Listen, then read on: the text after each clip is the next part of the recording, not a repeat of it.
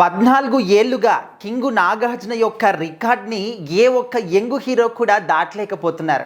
ఆ రికార్డ్ని బ్రేక్ చేయలేకపోతున్నారు. ఇప్పుడు మనం చూస్తూ ఉన్నాం, ఎంతమంది యంగ్ హీరోలు ఉన్నప్పటికీ కూడా, ఎంత పెద్ద పెద్ద సినిమాలు చేసినప్పటికీ కూడా, ప్రపంచవ్యాప్తంగా ఎంత భారీ హిట్ కొట్టినప్పటికీ కూడా నాగార్జున గారి ఆ ఒక్క రికార్డ్ని మాత్రం ఏ ఒక్కరు కూడా బ్రేక్ చేయలేకపోతున్నారు.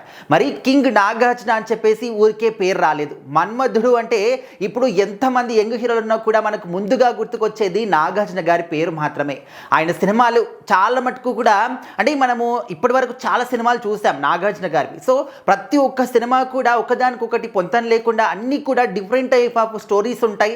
అండ్ ప్రతి ఒక్కటి కూడా ప్రతి ఒక్క ఆడియన్ని కూడా కనెక్ట్ చేసే విధంగా ఉంటాయి. అంటే చిన్నపిల్లలు కావచ్చు, లేకపోతే పెద్దవాళ్ళు కావచ్చు, అందరూ కూడా చూసి అరే కంప్లీట్ ఒక ఫ్యామిలీ ఎంటర్టైన్మెంట్ అని చెప్పేసి అన్ని ఎమోషన్స్ కూడా ఈ సినిమాలో ఉంటాయి. సో అలాంటి సినిమాల్ని ఎక్కువగా నాగార్జున గారు ఎంచుకుంటూ ఉంటారు. అండ్ ఒక డైరెక్టర్ వచ్చి ఆయనకు కథ చెప్పి అది చెయ్యాలి అనుకుంటే అది సులువైనటువంటి విషయం అయితే కాదు. చాలా రకాలుగా ఆలోచించి అన్ని రకాలుగా కూడా చూసి అన్ని దిక్కుల నుంచి కూడా చూసి ఈ స్టోరీ చేస్తే బాగుంటుందా లేదా అని ఒకటి క్లారిటీకి వచ్చిన తర్వాత నాగార్జున గారు ఒక స్టోరీని ఒప్పుకుంటారనమాట. సో ఆ విధంగా ఆయన ఎప్పుడు కూడా ఆచితూచి మరి అడుగులేస్తూ ఉంటారు. కాబట్టి ఆయన చేసిన ప్రతి ఒక్క సినిమా కూడా జనాలు ఒక మంచి మార్కెట్ని మాత్రం క్రియేట్ చేసుకున్నారు. అయితే 2012లో వచ్చినటువంటి నాగార్జున గారు నటించినటువంటి సినిమా ఢమరుకం. అయితే ఈ సినిమా అప్పట్లో వచ్చి ఎంత సెన్సేషన్ రికార్డ్ని క్రియేట్ చేసిందో మనం చూసాం. బాక్స్ ఆఫీస్ వద్ద కూడా భారీ రికార్డ్ని నెలకొల్పింది.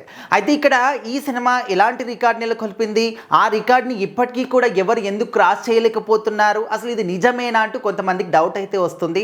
అయితే ఢమరుకం సినిమా నవంబర్ నెలలో రిలీజ్ అయిందనమాట. అయితే నవంబర్ నెలలో రిలీజ్ అయ్యేటువంటి ఈ సినిమా అనేది, అంటే ఇప్పటి వరకు ఏ సినిమా కూడా నవంబర్లో రిలీజ్ అయ్యేటువంటి ఏ సినిమా కూడా అత్యధికంగా కలెక్షన్లు సాధించి, అంటే ఓన్లీ నవంబర్ నెల వరకు ఇక్కడ ఢమరుకం యొక్క రికార్డ్ని మాత్రం బ్రేక్ చేయలేకపోతున్నారు. గత 14 ఏళ్లుగా కూడా ఒక రికార్డ్ని నాగార్జున గారు ఇంకా కూడా మెయింటైన్ చేస్తూనే ఉన్నారు. మనం చూస్తూనే ఉన్నాం, ఎవ్రీ ఇయర్ కూడా నవంబర్లో ఎన్ని సినిమాలు వస్తూ ఉన్నాయి. అయినప్పటికీ కూడా ఏ ఒక్క సినిమా కూడా యంగ్ హీరోలు మంచి ఫామ్లో ఉన్న హీరోల సినిమాలు వచ్చినప్పటికీ కూడా నాగార్జున గారి యొక్క రికార్డ్ నవంబర్ రికార్డ్ని మాత్రం అసలు బ్రేక్ చేయలేకపోతున్నారు. సో ఆ విధమైనటువంటి ఇంపాక్ట్ని అప్పట్లో ఢమరుకం సినిమా నెలకొల్పిందనమాట. అండ్ ఈ సినిమాని దాదాపుగా అప్పటి వరకు నాగార్జున గారి కెరీర్లోనే హైయెస్ట్ బడ్జెట్తో నిర్మించారని చెప్పేసి తెలుస్తుందన్నమాట. దాదాపుగా 40 కోట్లు.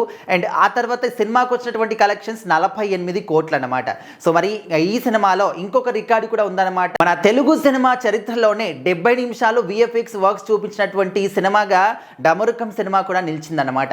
సో ఆ విధంగా ఢమరుకం సినిమాకి ఒక మంచి రికార్డ్ అయితే ఉందన్నమాట. ఇప్పటి వరకు ఏ ఒక్క యంగ్ హీరో కూడా ఒక రికార్డ్ని అయితే బ్రేక్ చేయలేకపోతున్నారు.